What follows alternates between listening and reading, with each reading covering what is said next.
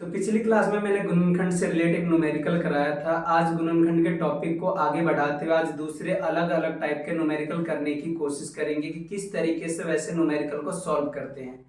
जैसे सपोज करो हमारे पास यहाँ न्यूमेरिकल दिया हुआ है X square minus X minus 12 equal to 0।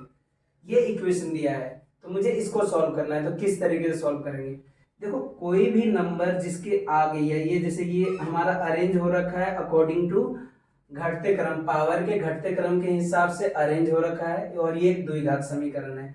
अब देखो इस नंबर के आगे कोई नंबर नहीं है, इस अल्फाबेट के आगे कोई भी नंबर नहीं है, तो जिसके आगे कोई नंबर नहीं होता उसके आगे एक होता है। इसके आगे भी कुछ नहीं है तो इसके आगे भी एक है। तो ये हो गया एक एक्स स्क्वायर माइनस एक एक्स माइनस 12 इजकल टू 0। तो मैंने पिछले वीडियो में बताया था कि गुणनखंड करते कैसे हैं। इसका इससे गुना, जो एक्स स्क्वायर वाला नंबर है और आखिरी वाला नंबर है उसका गुना करते हैं। तो एक का पहाड़ा हमने 12 बार पढ़ा तो आया कितना 12। तो 12 का हम एलसीएम निकालते हैं। तो 12 का एलसीएम निकाले 2 6 3 3, तो ये आगे 2 गुने 2 गुने 3। अब मेरे पास जो 12 आया उसका ये फैक्टर बना, ये फैक्टर बना और इस फैक्टर का एक जोड़ा बनाना है जिसको प्लस करने पे या माइनस करने पे माइनस का एक आए। प्लस करूं चाहे माइनस करूं माइनस का एक आना चाहिए। तो सपोज करो मैं पेयर बनाना शुरू करता हूं, इसको मैं अकेले रखता हूं, इन दोनों को एक साथ रखता हूं। ये 2 हुआ और ये 2 3 6 हो गया। मान लो मैं इसे जोड़ता हूं तो 2 और 6 कितना हो जाएगा 8, और घटाता हूं तो 4 हो जाएगा। यानी ये जो हमने पेयर बनाए ये तो पॉसिबल नहीं है इस न्यूमेरिकल के लिए। अब मान लो मैं एक और दूसरा पेयर बनाता हूँ जिसमें इन दोनों को एक साथ रखता हूँ और इसे अलग रखता हूँ। तो ये 2 दूनी 4 और ये 3 एकम 3 होगा। अब मैं इसको प्लस कर दूं तो कितना आ जाएगा 7, और सपोज करो माइनस कर दूं तो आ जाएगा 1। लेकिन हमें एक नहीं लाना, माइनस का एक लाना। ध्यान दो यहाँ पे जो साइन है उसी साइन में हमारा नंबर आना चाहिए, रिजल्टेंट नंबर आना चाहिए। जैसे यहाँ देखो एक तो आ गया लेकिन हमें एक नहीं लाना, माइनस का एक लाना है। तो माइनस का एक कैसे लाएंगे, तो हमेशा याद रखो माइनस का एक लाने के लिए जो हमारे पास नंबर दिया है उन दोनों नंबर में जो बड़ा होगा उसका साइन माइनस में रखेंगे और जो छोटा होगा उसका साइन प्लस में रखेंगे। जैसे माइनस प्लस क्या होता है, माइनस प्लस होता है माइनस, तो इसे माइनस कर देंगे। तो माइनस करेंगे तो 4 में से 3 आएगा, 3 जाएगा तो 1 बचेगा और साइन जो बड़ा होगा उसका आएगा, यानी -1 आ जाएगा।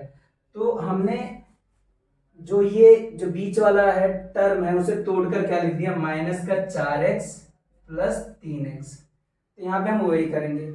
तो 1 X square minus 4x plus 3x minus 12 equal to 0। अब उसके बाद इसे तोड़ेंगे।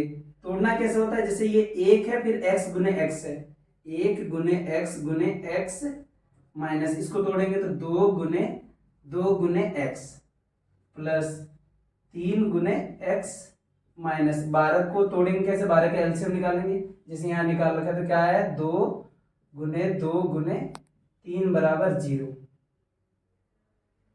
तो अब देखो हमने इन सभी को एक एक करके तोड़ दिया। अब तोड़ने के बाद इन दोनों में, पहले इन दोनों में हमें देखना है कि एक जैसा क्या है, फिर इसके बाद इन दोनों में देखेंगे। इन दोनों में एक जैसा क्या दिख रहा है, हमें x एक जैसा दिख रहा था, हमने यहाँ x लिख दिया। अब इन दोनों में से हमने x को हटा दिया, बचा क्या, इसके पास एक x बचा और इसके पास माइनस का 4 बचा, और यहाँ पे प्लस का साइन है तो यहाँ पे प्लस का साइन डालेंगे।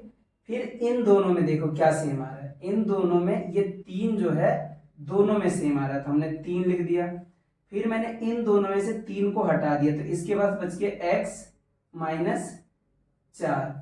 अब देखो इसके आगे कोई नंबर नहीं है, तो मैंने क्या बताया, यदि कोई नंबर है जिसके आगे कुछ नहीं हो तो उसके आगे हमेशा 1 होता है। तो यहाँ देख पा रहे हो कि अंदर का जो नंबर है दोनों में सेम आया है, यानी हमारा फैक्टर सही है। तो जो अंदर का नंबर है उसे एक बार लिख लेंगे, जो बच गया उसे दूसरे ब्रैकेट में लिख लेंगे x प्लस 3। तो अभी आपने सीखा कि किस तरीके से हम फैक्टर करते हैं।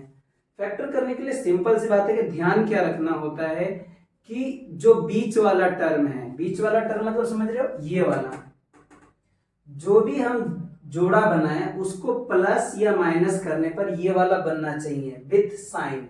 माइनस में है तो माइनस में बनना चाहिए, प्लस में है तो प्लस में बनना चाहिए। यदि माइनस में है प्लस में बना दिए तो कभी भी अंदर का जो नंबर है वो सेम नहीं आएगा। यदि प्लस में है माइनस में बना दिए तो भी सेम नहीं आएगा। तो आपने ये सीखा कि किस तरीके से हम गुणनखंड करते हैं और किन किन बातों का ध्यान रखते हैं। यदि आपको वीडियो इन्फॉर्मेटिव लगे तो यह आप अपने दोस्तों के साथ शेयर करें, कमेंट करें, सब्सक्राइब करें।